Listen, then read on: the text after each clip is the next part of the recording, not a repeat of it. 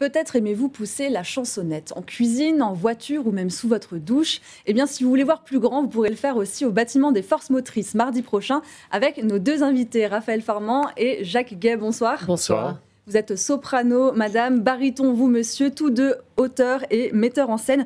Vous organisez un concert interactif au BFM, donc l'événement s'appelle « Chantez si ça vous chante ». On l'avait déjà connu en 2019 au Victoria Hall, là ça y est, c'est votre grand retour. Exactement, que pandémie oblige, on devait le faire depuis 3 ans chaque année, puis chaque année ça a été reporté. Ça avait été un tel succès au Victoria Hall avec 1500 personnes qui chantaient debout avec les 100 choristes sur scène qu'on s'est dit on ne peut pas ne pas le refaire. Voilà. Vous l'avez dit, 100 choristes sur scène, un chef d'orchestre et donc un public qui est très acteur aussi de tout votre spectacle. Un public qui est très acteur, un public auquel on va donner une leçon de chant, on va lui donner un cours de chant, on va le faire chanter. Tout le public va chanter en même temps, donc il n'y aura pas de piège, personne va monter sur scène ou va devoir chanter tout seul. C'est toujours généralement ce qui fait un peu peur. Oui, exactement. Ça, en général, voilà, ça fait très peur. Non, là, en l'occurrence, alors ce qui est très drôle, c'est que le public chante juste.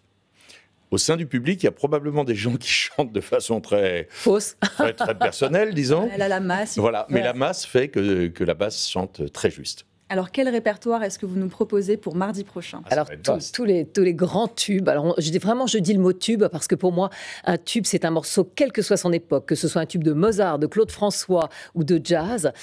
Donc, c'est les plus grands tubes de variété française, internationale, de comédie musicale, de jazz, un peu d'opéra, un petit détour aussi par l'opérette. Enfin, vraiment, tout le répertoire. Piaf, Aznavour, Nabucco, enfin, vraiment que des choses connues.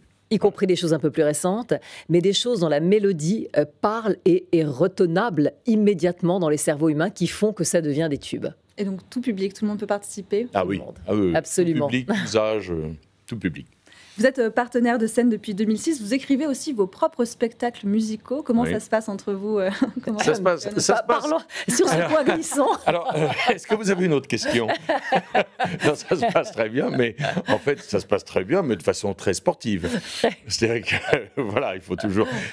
On est à Genève, donc on a la culture du compromis. On n'a pas la même façon de créer, mais on arrive toujours à un résultat très divertissant. Ce qu'on aime en fait, c'est faire les choses très sérieusement, sans se prendre au sérieux, et offrir de la qualité, mais surtout du divertissement, parce que la vie passe vite et qu'on a vraiment envie que les gens s'amusent avec nous. On a cette grande date de prévue, donc mardi prochain. Est-ce que vous avez d'autres projets peut-être à nous annoncer ce soir ? Oui, alors le 29 novembre, on nous a demandé de refaire un spectacle qui avait très très bien marché à la salle centrale de la Madeleine et qui s'appelle Petit Concerto Conjugal, qui est un spectacle très drôle. D'après Sacha Guitry, hommage à Sacha Guitry. Mais musical. Avec, évidemment, musical, un peu comme L'amour masqué de Sacha Guitry, donc avec du théâtre, mais aussi ponctué par des airs, avec plein de jeunes chanteurs très talentueux, et c'est très drôle.